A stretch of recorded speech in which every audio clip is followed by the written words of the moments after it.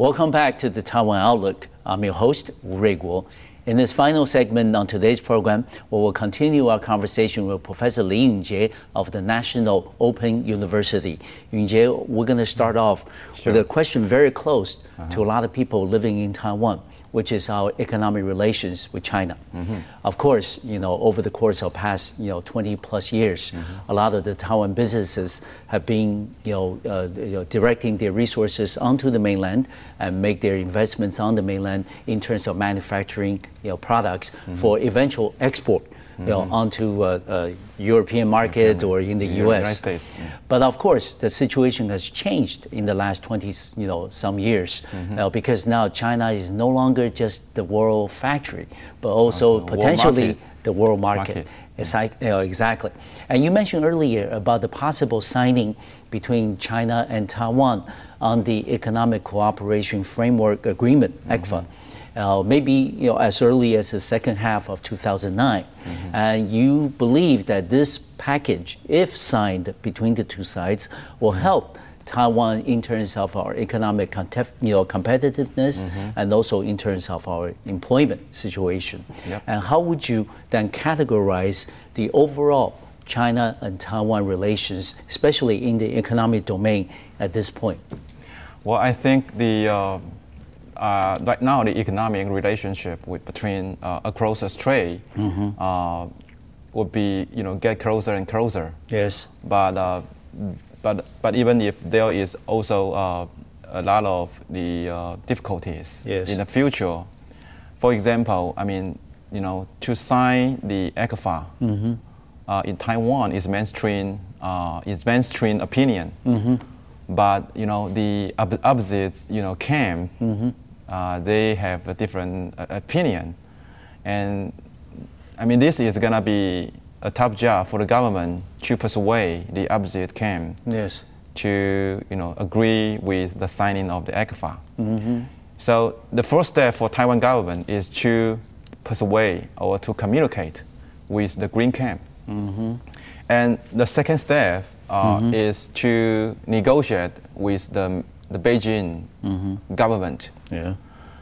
And if you look at the outcome of the the third Jiangcheng meeting, it seems to me that the Beijing has a lot of concern.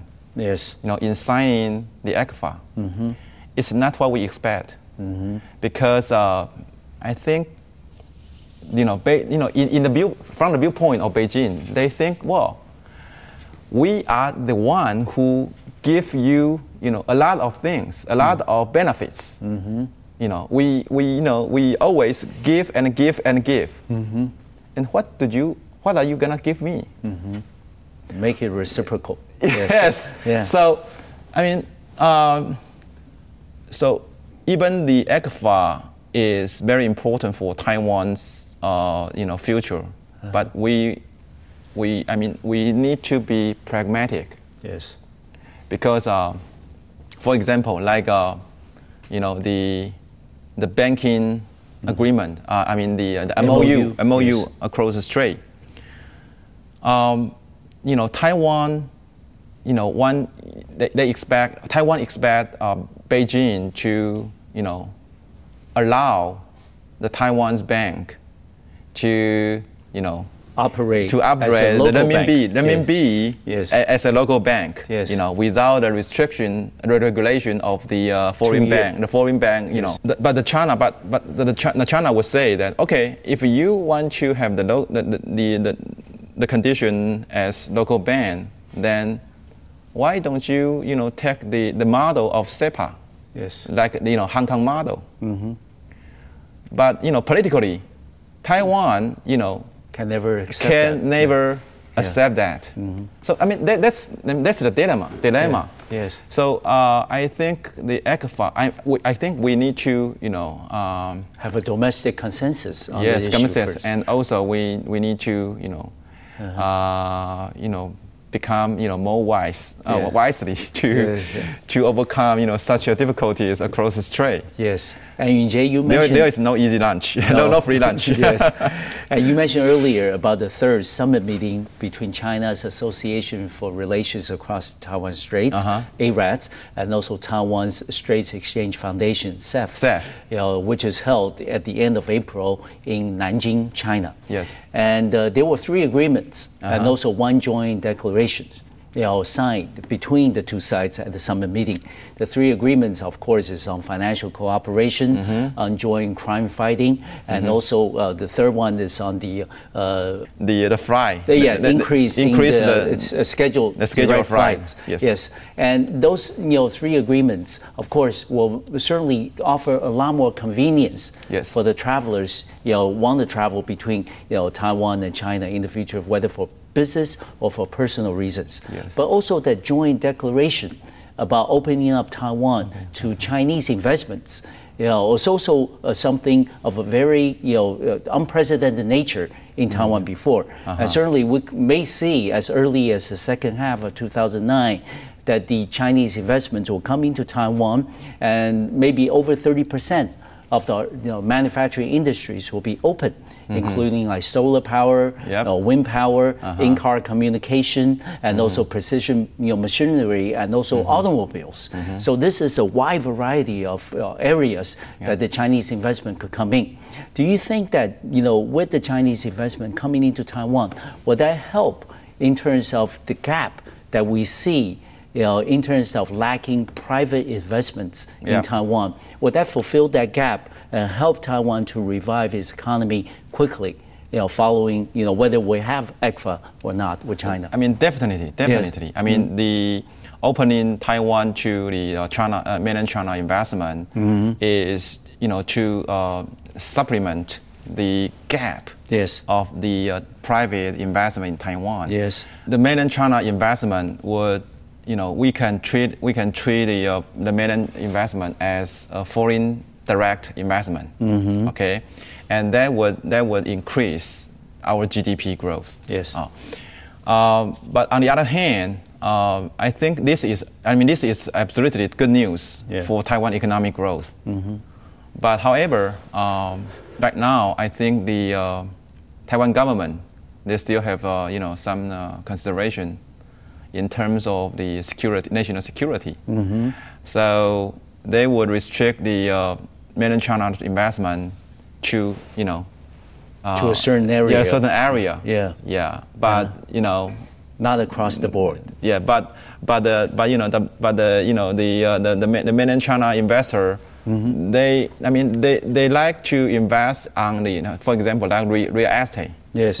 In Taiwan, but apparently that's not open. The government said no, that's not allowed. Yes. So there are still a lot of things that need to be negotiated. Yes. And I think the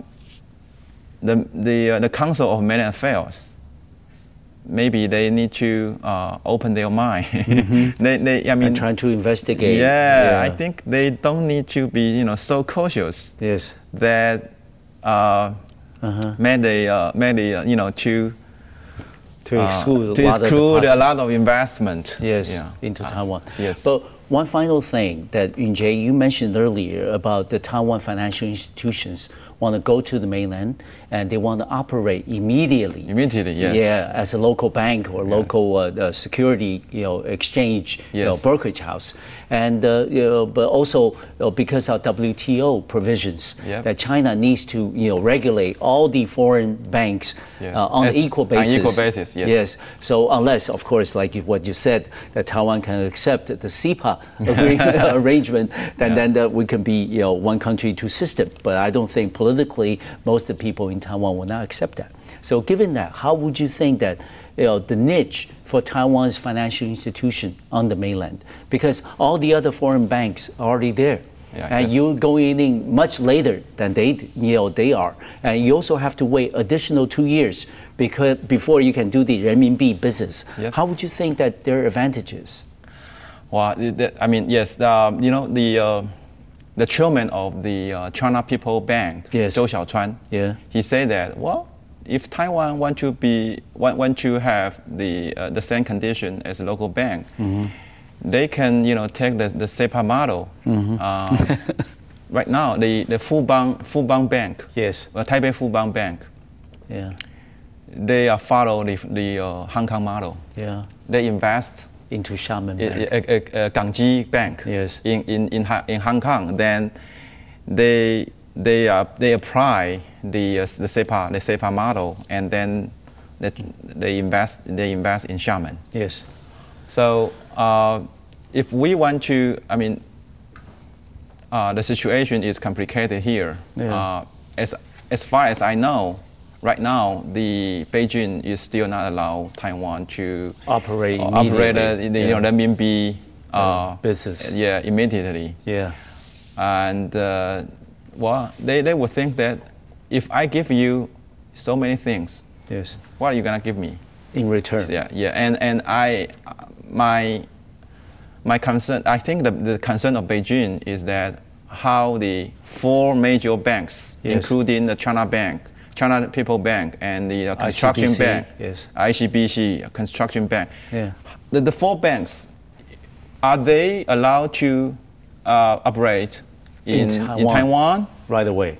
But the Taiwan government, no, they are very conservative, yeah, yes, in this issue. Yeah. Because their banks have something to do with, yes, in addition, it has something to do with the sovereignty issue. Of course. Okay, so this is complicated, but yeah, but we will keep a close watch, yes, on the latest development between the relations across the Taiwan Strait. I want to thank Professor Li Yun-Jie, okay, of the National Open University to be our special guest on the Taiwan Outlook today. I want to thank you for watching. We'll see you next time on MacroView Television.